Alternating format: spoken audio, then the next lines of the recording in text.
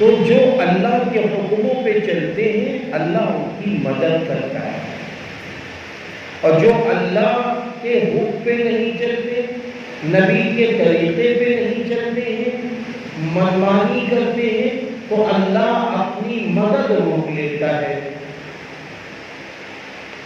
مثال کے طور پر انسان کے مقدر پہ لکھا ہے کہ اس کو فلاں دن 10,000 روپے ملیں گے۔ اب اگر اس نے اللہ کی فرما برداری کی، نبی کے طریقے کے مطابق چلا، تو اللہ اس کے 10,000 روپے میں برکت ڈال دیتا ہے، اور جب اللہ برکت ڈال دے گا تو پھر وہ امیر ہو جائے گا۔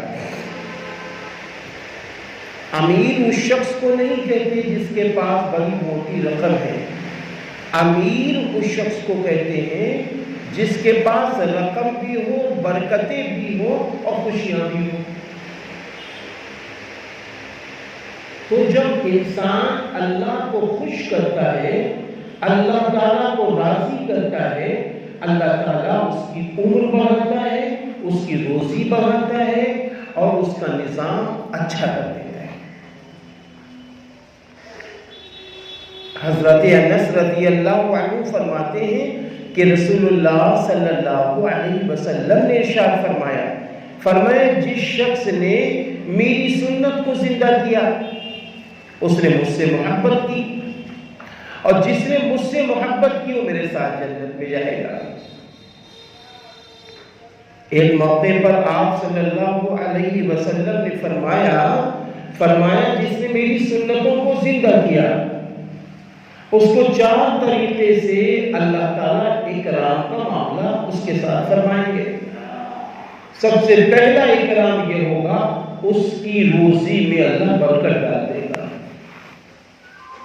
نبی کی سنت زندہ ہو، اللہ اس کی روزی میں برکت ڈال دیتا ہے۔ دوسرا یہ ہوتا ہے اللہ تعالیٰ اس کی محبت اپنے نیک بندوں کے دلوں میں ڈال دیتا ہے۔ تیسرے یہ ہوتا ہے اللہ تعالیٰ اس کو دین میں پختہ کر دیتا ہے، اس کا کوئی ایمان چھین نہیں سکتا، ٹھگ نہیں سکتا۔ چوتھا یہ ہے اللہ تعالیٰ اس کا رعب و دبدبہ دشمن اسلام کے دلوں میں ڈال دیتا ہے، فساق کے دلوں میں ڈال دیتا ہے، رعب و دبدبہ اللہ تعالیٰ ڈال دیتا ہے۔ یہ کب ملے گا؟ جب نبی کی سنتیں زندہ ہوں گی، نبی کا طریقہ زندہ ہوگا، اللہ کے حکم کے مطابق چلیں گے، تب یہ نعمتیں ملیں گی۔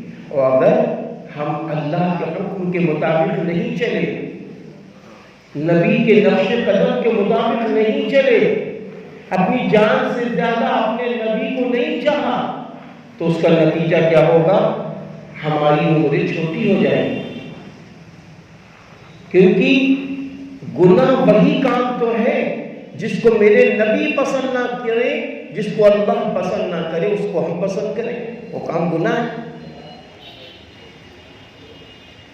اللہ کے محبوب بندوں، ابھی آپ سے میں سچ بتا رہا ہوں، لوگ یہ کہہ رہے ہیں کہ گھروں میں برکتیں آ جائیں،